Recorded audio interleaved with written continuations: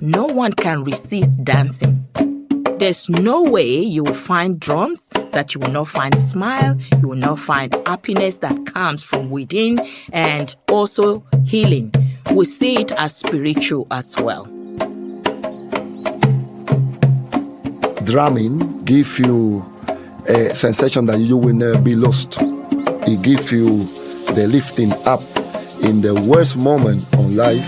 Singing, the drumming, the dancing bring you up again. There's no event that we will do if there's no drum, there's no event.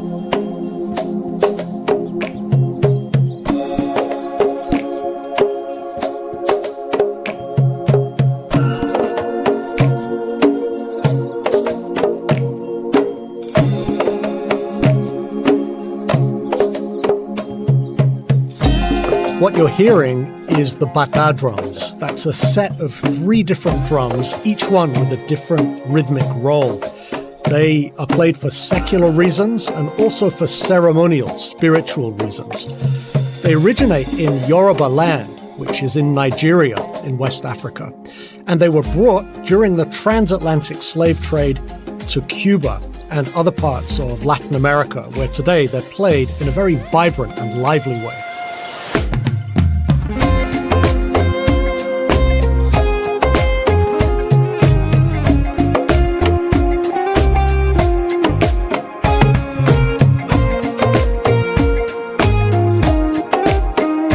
This is The Secret Life of Language, a podcast from the School of Languages and Linguistics at the University of Melbourne. I'm Professor Adrian Hearn. I'm an anthropologist, and let me tell you how I came to the batá drums.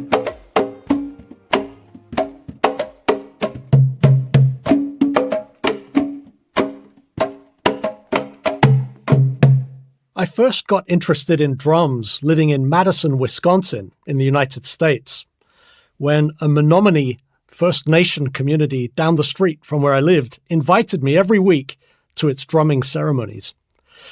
Through that experience, I took an opportunity to study for a year abroad in Senegal, in West Africa. My teacher of Wolof, the Senegalese language, was a musician, and when I asked him to play me his music, he played Cuban music. The Orquesta Baobab was the name of his band. I got fascinated in Cuba and decided to do a PhD on Cuba. But from the United States, it was impossible because of the political problems between the two countries. So, of all places, I came to Australia. And that's where I started getting into the batá drums. Yeah, bara lo yureso que boda. Elegua bara olo yuti bara moyubago. Bara olo yuti bara moyubago so que boda. Elegua echololo dio.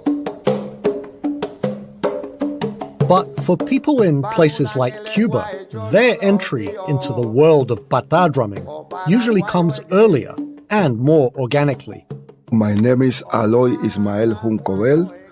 I'm born and raised in Cuba, and I was drumming before I was dancing. So I'm a professional dancer, graduated from the National School of Arts of Cuba and been dancing in a different dance company. And I started drumming before I started dancing, so I started drumming from very early age. And since I opened my eyes, the only thing I saw was drums and singing. And that's how I learned how to drum and sing. So for me, it's my life. Of course, dancing is my bread and butter. But in Cuba, we say saying that if you have your drums, you will never be hungry. Because a lot of time we actually live by that drums and we make money from that drums. That's my friend Aloy Junco from Cuba. We've been playing the batá drums together for about 20 years, and we'll hear more from him later. My name is Bosede Adetifa. I am from Nigeria. I am from the Yoruba tribe, and I came to Australia in 2000. The batá drum is well embedded in our culture. In Yoruba culture, we do have set of family that are well devoted to drumming. So we call them the devotees of the drums. And that's my friend and colleague Bosede Adetifa, originally from Yorubaland in West Africa, where the story of the batá drums begins.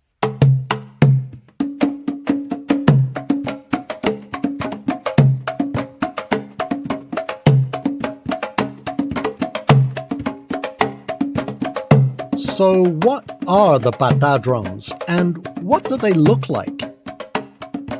The batá drums are a set of 3 drums, and each one is an hourglass shape with 2 heads. So you play it with 2 hands, and they're made completely of natural elements, of timber, usually cedar, and of animal skin, which is obviously part of the heads, but also wrapped around the drum to tune it. So the belief is that here we have in our hands an element of nature. The batá drums originated in Yorubaland, in what's now called Nigeria, in West Africa. And for centuries, they've been played as a ceremonial object, as a ceremonial drum, but also, for parties and for fun. There's a story about Anyagalu, the very first batá drummer, who arrived unknown to anyone to a ceremonial, solemn occasion where a king was being coronated. Everyone was standing really still and watching the ceremony, and he started playing this drum, and people started moving to it and enjoying it.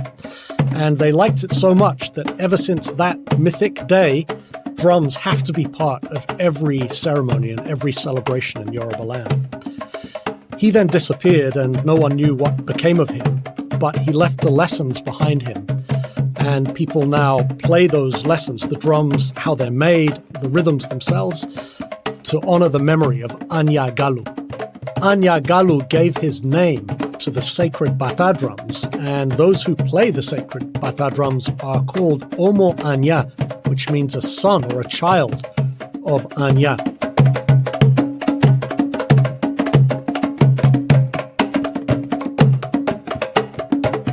Yoruba is a tonal language, and so when people speak it, they use different pitches. And the batá drums emulate those pitches. There's another drum called the gangan, which does this in a very dynamic way by squeezing it under your arm. People call it a talking drum, also from Yorubaland.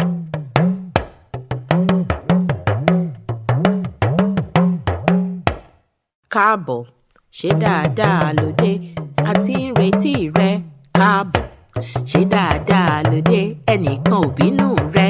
Káàbọ̀, ṣé dáadáa ló dé, a ti ń retí rẹ. Káàbọ̀, ṣé dáadáa ló dé, ẹnìkan ò bínú rẹ. Káàbọ̀, ṣé dáadáa ló dé. Each of the 3 batá drums has a different focus and function. They are considered to be a family structure. So the biggest one, the lead one, is called the iya, which means the mother drum.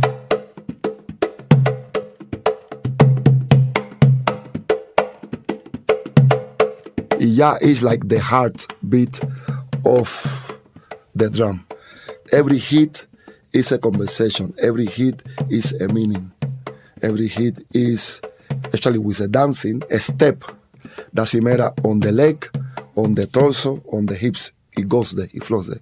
So the ya is, the heart of the whole drumming. So the mother calls the children to behave in certain ways. And then the second drum has to respond to the mother. The second drum is called the itotele. Some people say that that's the father of the family doing what the mother tells him to do. Other people say it's the elder child of the family.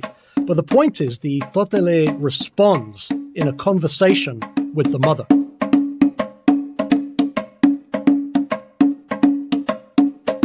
The more difficult one is the itotele. You need to be very sharp. You need to be very sharp to keep the conversation with the iya. You need to really respond, to flow a lot with the iya, to make the melody flowing. And then finally you have the okonkolo, sometimes called omele, which means the one who sings out above the others. It's a bit like a baby singing out while the mother and the elder brother argue. The okonkolo is a beautiful one. The okonkolo keeps the ya and the totale in shape. So without the okonkolo, we cannot have the timing for us to flow because we need to follow the rhythm. So without the okonkolo, there is nothing that we can do because the rhythm won't be complete. So the okonkolo is the beautiful drum that keep us in check.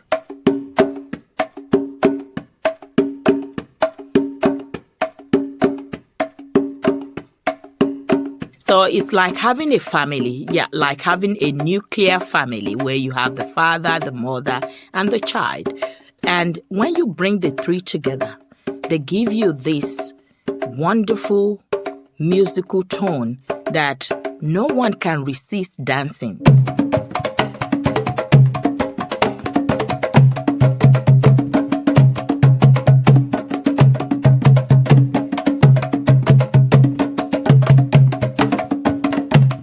I remember when I was learning these, it was very, important to be able to respond on the itotele precisely how you should respond to your mother. So my teacher sat me down after about a year of studying the itotele. This is in Santiago de Cuba, east of Cuba. And he said, okay, you've been studying itotele, you know how to respond, now I'm going to test you. So we sat down and he took the iya, gave me the itotele, and he called me. He called me on the iya, and I responded just as I'd been taught to respond. I did it, I thought, pretty well. He didn't think so. He kind of shook his head and put the drum down and looked at me and, after a moment of pause, just said, Adrian, what are you doing? Don't you know that when you reply to your mother, you have to wait for her to finish talking first? And that's when I realized that these drums are more than rhythms. They embody relationships. They're supposed to carry with them values, a kind of respect within the family structure for the figure of the mother. That's when I realized I was getting into something bigger than just hitting a drum.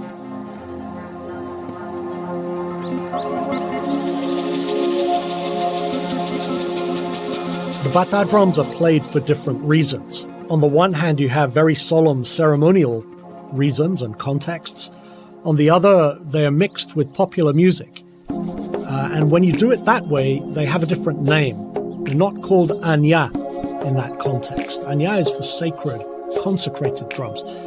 In a secular context, with pop music or rumba or something, we call them abericula. The anya is the drums that they have been passed through a ceremony that have give the power to have the conversation, to have that connection between the Orisha and Olofin, the supreme God. So Anya has that power. The Abericola doesn't have that power. So the Abericola is used on a stage, a performance. Yeah? But when it comes to a ceremony in the house, ceremony with religion, you have to use Anya.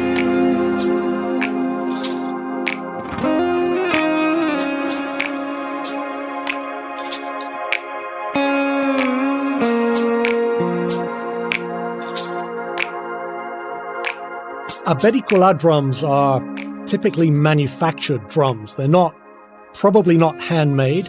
They haven't been consecrated. They may well have been made in a factory somewhere, both in Cuba and outside Cuba. But the distinguishing point is these drums are not believed to be alive. They don't have the spirit of Anya inside them. They are for fun, for learning, for teaching. A student who comes along and wants to learn batá drums cannot touch the sacred batá drums because they're not initiated. They're not omo Anya, so they're not allowed to touch Anya drums. They have to use abericula drums when they're learning.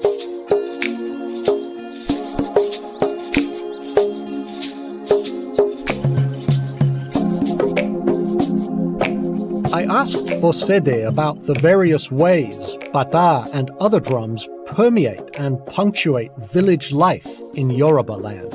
So there's no way you will find drums that you will not find smile, you will not find happiness that comes from within, and also healing. We see it as spiritual as well. when you hear the sound of music, you can't stop yourself. The joy will come. You'll be happy.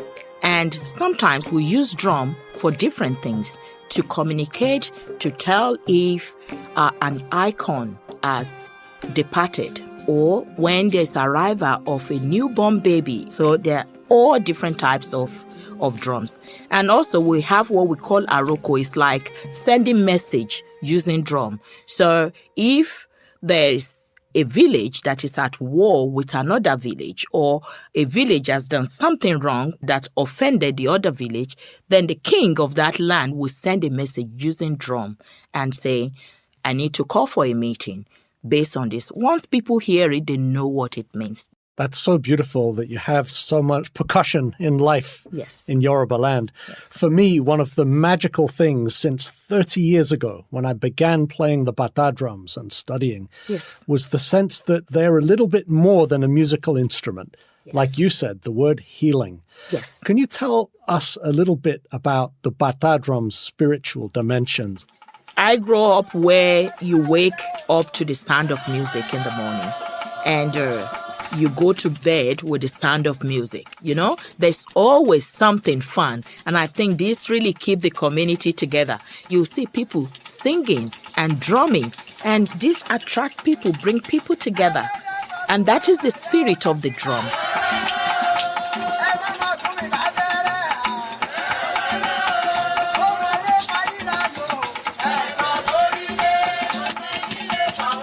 In Yorubaland in West Africa, different cities have the names of different deities. These deities are called orishas. So, for example, you have the city of Oya. You have the state of Ogun. The orishas embody natural forces. They are spiritual beings, deities. And they are premised on historical figures, real people that used to live, but then after they died, kind of became canonized in Yoruba mythology. Now, they represent natural forces. So Oya, for example, is the goddess of the wind. Shango is the god of thunder and lightning. Ochun, the goddess of rivers. Yemaya, the goddess of the sea.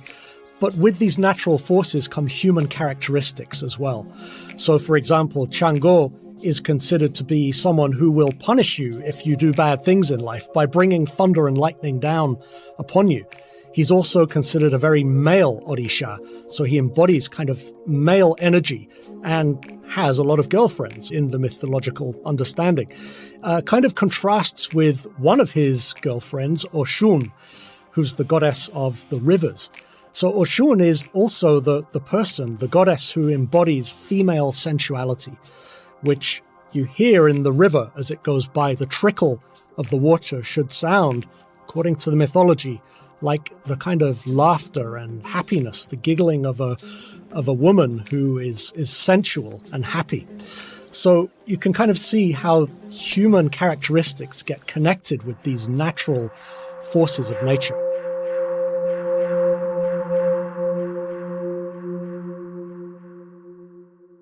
The batá drums are played for the orishas, and so each of the rhythms sounds different, feels different, and evokes different feelings. For this reason, the rhythms of Chango are really ferocious. They are high energy, and, that represents the energy of Chango, of the thunder, of the lightning. And there's no mistaking it. When you hear Chango being played, you feel it. It's the most high energy of all of the Orisha rhythms. On the other hand, you have sometimes very calm and slow rhythms on the batá drums. For Yemaya, the goddess of the sea, a rhythm called Yakota.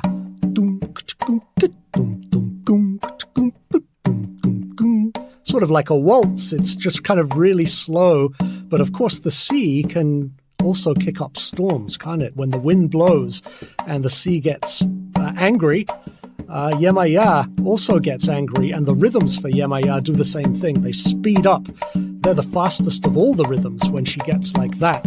When Yemaya comes down and takes possession of a devotee in a ceremony, the rhythms go so fast and so energetic. A rhythm called Aro Yemaya, I can't even do it with my voice. It's so fast. You know, and if you watch that happening, it's hard not to be kind of mesmerized by that energy. So the drums reflect these characteristics and energies.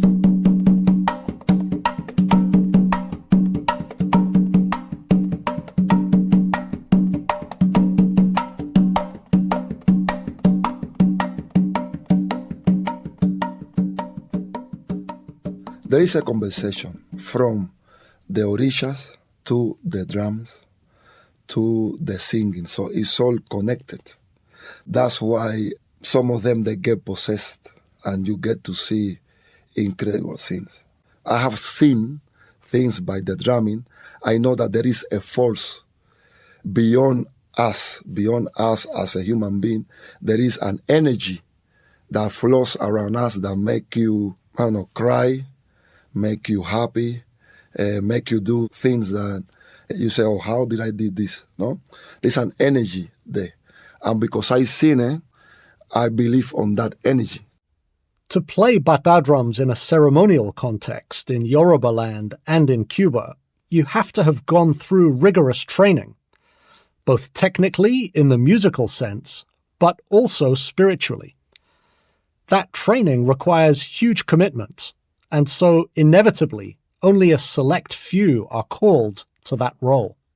Those who are given that role, that is their thing. Sure, and I know that some of those are called babalaos. And the babalao is connected, as I understand, with the orisha called Orula, Orunmila. Can you say something about Orunmila? Orula? Yes, I know you call it Orunla. We call him Orunmila. Orunmila is a god, the orisha of wisdom or divination. And as a matter of fact, is the only orisha that had the opportunity to witness what God was doing at the time during the creation of the world. So Orunmila is so powerful, and it's just a god that a lot of people go to and see as a direct servant of God. We have the supreme God that a lot of us sort of look up to. But Orunmila is another god under the supreme God. That's the way we see him. This relates to another question I wanted to ask you about popular perceptions in the Yoruba community about the drums and about the orishas. We've spoken about this once or twice before, that we have to be a bit careful and delicate when we talk about the orishas in the community events. Yes. And that it's better to describe them in cultural terms rather than spiritual terms or religious terms. Can you tell us a bit about attitudes towards the orishas and the drums? For me, as a person, I am a Christian. I believe in God. And at the same time, I'm looking after children of my community people, especially teaching them the language. I wouldn't want them to think I'm teaching them about Orisha, because I know a lot of people don't believe in Orisha. And I can say to you, if you go out there in the Yoruba community and start praising Orisha, you'll find people that will walk away because they don't believe in it. And a lot of people do believe in that as well. So it's not just about the Orisha that we see, it is actually about the drums that bring us together. That drumming is really important for us, and we like to listen to it. And you will see a lot of people, a lot of Yoruba will not want to dance. When it gets to you singing about Ogun or Orisha, they will start stepping out. Call them to come and dance with you, they will. But as soon as you start calling on the gods, watch them, they start stepping back. You mentioned before that when the British went to Africa, Yes. they brought some ideas with them. And some of those ideas were accepted, maybe spiritual ideas, religious ideas. Mm-hmm. Some of them maybe not so accepted. Mm-hmm. And there's a proverb that you taught me about bread. Oh, yes. About the difference between traditional food and bread that the British brought, sliced bread. Yes. Can you tell us a bit about this proverb? What's the meaning and how does it sound? Wow. It's just a little story where you have a child who is hungry and mom is offering bread. And this child is not used to bread. This child is used to going to the farm, getting what he needs, like pawpaw or papaya, and then mom giving bread. It's like, what is this? Slice of bread. Mom, I am a typical village boy. I don't eat bread. I will eat my papaya. And the song goes like, Ìyá ń ó jẹ bẹ́pẹ, ìyá ń ó jẹ bẹ́pẹ, ọmọ oko kì í sunkún búrẹ́dì.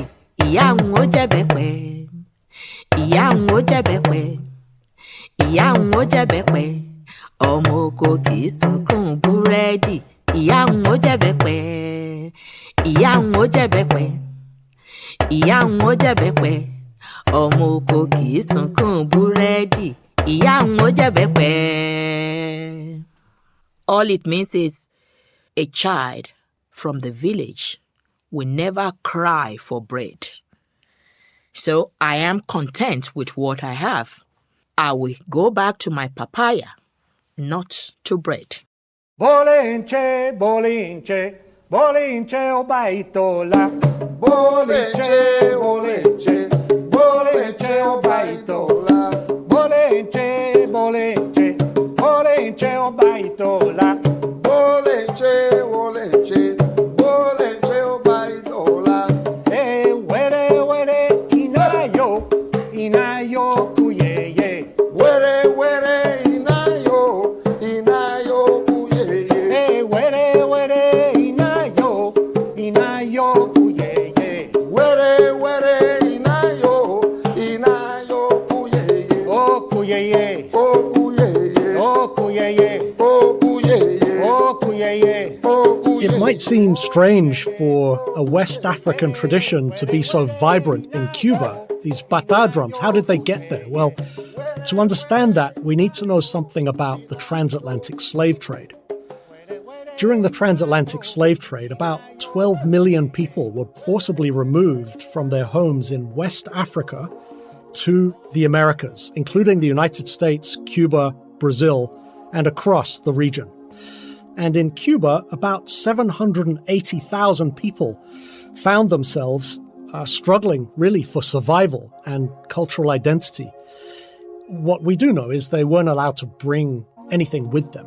What they brought with them was their knowledge, their tradition. And that's where Anya lives, in people's heads. In Yorubaland, and the language is called Ori. Ori is your head. It's where you carry the most important knowledge. And that's where the rhythms were stored. That's where they were transported when the people were brought over from West Africa. So in that area, in Cuba, they consolidated with other ethnic groups to form the basis of what they call now Lukumi culture. Now, in Cuba, people had to mix together, and they worshipped together in the same houses that came to be called temple houses, casa templos. And when you have a mix like that coming together, you generate a whole new approach to understanding the divine. Now you have what's essentially bringing together a number of different values and a number of different traditions under one roof. And Lukumi culture has the batá drums as a sacred, central component of identity. And so people were brought throughout the Americas, but it's only in Cuba that the batá drums survived and persisted and, kind of took on a life of their own. Some people call Cuba the Mecca of batá drums because the tradition has been kind of conserved in a way that, according to them, has not been conserved even in Nigeria itself. Now, of course, Nigerian Yoruba people might not agree with that. They might say, no, we still keep to the pure tradition. But many people say that in Cuba is where the tradition now is most faithfully practiced anywhere in the world. So how do today's Yoruba people view the legacy of that period and the export of their culture across the Atlantic?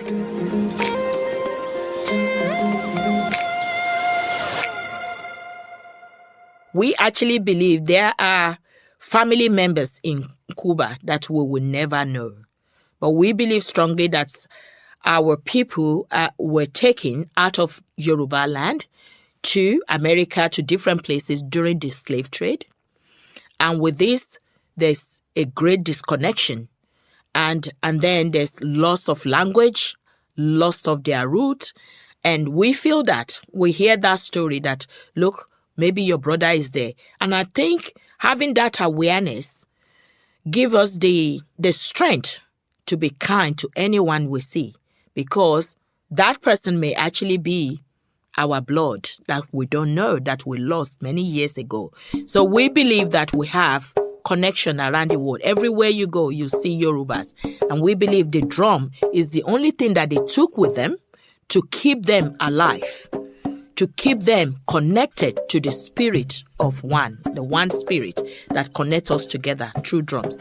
And sung, some of them are able to sing to that drum. So they took it away, and though the language may be lost, but we still have that strong connection. Do the drums sound similar to you? Yes. The way you beat bata is the way we beat bata in Yorubaland. It's the same. The secular use of the batá drums, for parties and festivals and things, that is something that anybody can do. Anybody can touch those. But it's different when you go to a ceremony. We call this an anya ceremony, a tambor is what we call this. In this context, you can only touch those consecrated anya batá drums if you are omo anya, which means a child of the batá drums. That's a ceremony that you go through, and it takes some training in order to get there.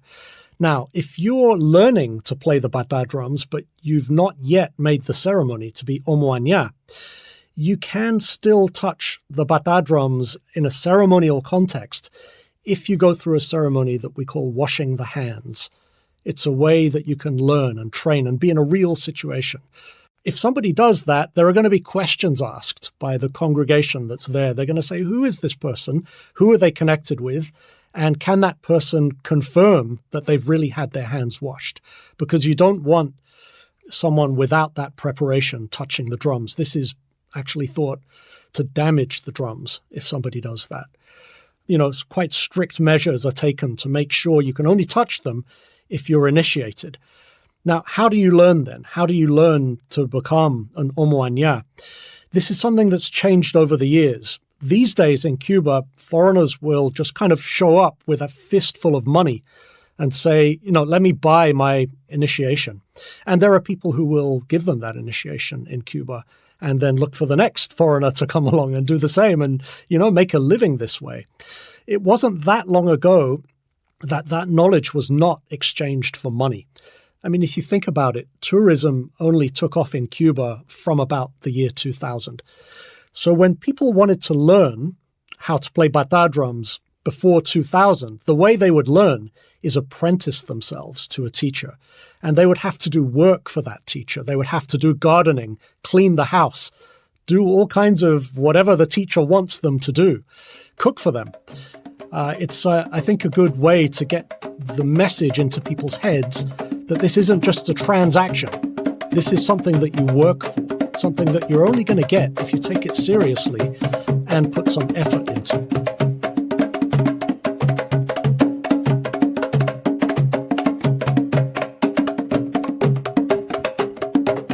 There are specific roles for who can take on the training to eventually be initiated and become omo anya. And that's to do with gender. Remember the Orisha Chango, who I mentioned before as the channel of male energy? Well, he's also the patron of the batá drums. In Cuba, the woman cannot touch anya. That's the way I've been raised. Like, we don't get an explanation of why the woman cannot, but at Bericola, yeah, the woman can play. Actually, you have groups of women that they play batá at Bericola, but the woman cannot be omo anya. In Yorubaland, there are certain roles. The dancing role is for the women. They do the dancing with some of the men, but the men will do the drumming most of the time. These days, you see some women coming up and start drumming as well. So In the beginning, I did mention that there's specific family that are devotees of the drum, and they are the keeper of the drum. They are the makers of the drum. They make the drum, they get the hide, they create it, they put it out there, they drum it and try it out, and there are a lot of things that goes into that. Women don't know about those things. So there are few women, very few women that are so powerful in Yorubaland that we know about things like that. Is it possible that women could learn that power or have that power bestowed on them? These days, you have few women coming up and start drumming, but those people that you see are just drumming, just ordinary drums. But when you talk about the spiritual drums that is connected with one deity or the other, women are exempted from it. There will be probably 1 or 2 women that will graduate to that level to have that power. But for them to get there, they would have strong connection with those who are in the know about that. And there would have been certain delegations that has been given to them, and they have proved that they are capable. If you ask an Omoanya, who is a fully initiated player of ceremonial batá drums, about certain things to do with their practice, or even about the drums themselves, be prepared for answers that are, shall we say, less than forthcoming. Anya is made of different wood because inside has a little... I cannot tell you everything about the Anya, especially the secret that is inside the Anya, because we shouldn't do it. It's not allowed. Because you need to be Omo Anya. If you are no Omo Anya, if your blood hasn't spelled on the drum, you are not considered Omo Anya to be able to talk about the secret of Anya. Aloy is guarding the truth there, because this has always been sacred knowledge. And in Cuba, this secrecy was only deepened during slavery, because the knowledge of the drum was a means of cultural survival. So it's taken very seriously, even today.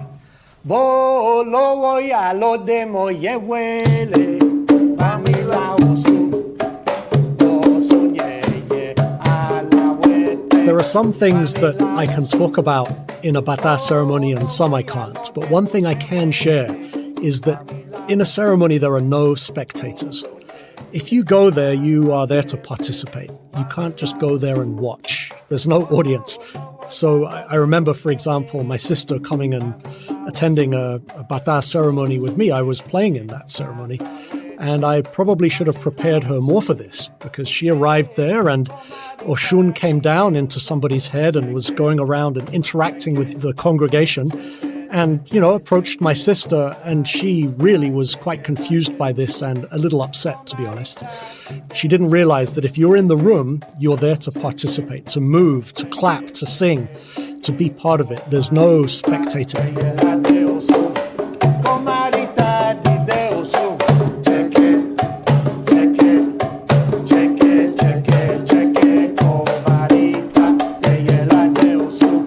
I'm a drummer, and many times in my life, I've been playing drums in the morning, in the evening, and people say, "It's too loud. Can you stop? Why are you playing drums?" Does this happen in Yorubaland when people drum? Do the neighbors get upset? What do they say? I have not experienced that in Yorubaland. When you play drum, people are happy because they know you don't just play a drum for no reason. There must be a reason for playing a drum. Even if you play it in the middle of the night, we will not be offended. We will be more curious than getting angry. And that's one of the reality shock I had when I got here, because everything is so quiet. We like noise, make noise, and it makes it more interesting. I'm moving to Yorubaland. Come on, let's go.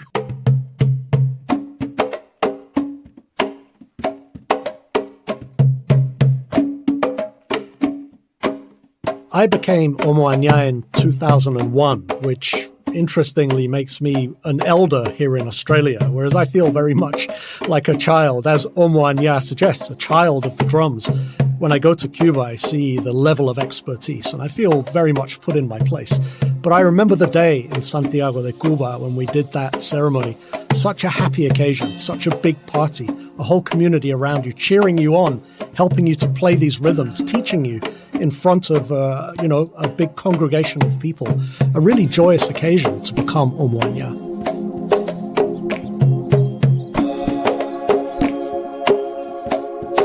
In our culture, it's our part of our religion to make ceremonies. In terms of spirituality, drumming gives you a sensation that you will never be lost. We all passed of a lot of crap in life, yeah? And we got knocked down and we rise up again. So this drumming, it gives you the lifting up in the worst moment of life. Singing, the drumming, the dancing bring you up again.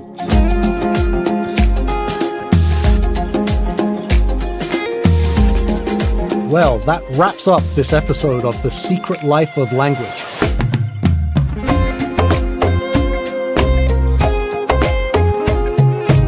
Special thanks to our guests, Miss Bosede Adetifa and Aloy Junco. Musicians contributing to this episode were Aloy Junco, Lucas Enciso, and me, Adrian Hearn. Producers for this episode were Eric Van Bemmel and Kelvin Parham of Profactual and Gavin Neighbor. The song featured in this podcast is Keeper of Secrets, about the Orisha Orula by Suns of Mercury. The Secret Life of Language is recorded and mixed at Horwood Recording Studios by Gavin Neighbor, and is a podcast from the University of Melbourne's School of Languages and Linguistics. Be sure to keep up with every episode of The Secret Life of Language by following us on the Apple Podcast app, Spotify, or wherever you get your podcasts. The Secret Life of Language is licensed under Creative Commons, copyright 2024, the University of Melbourne. I'm Professor Adrian Hearn. Thanks for joining us.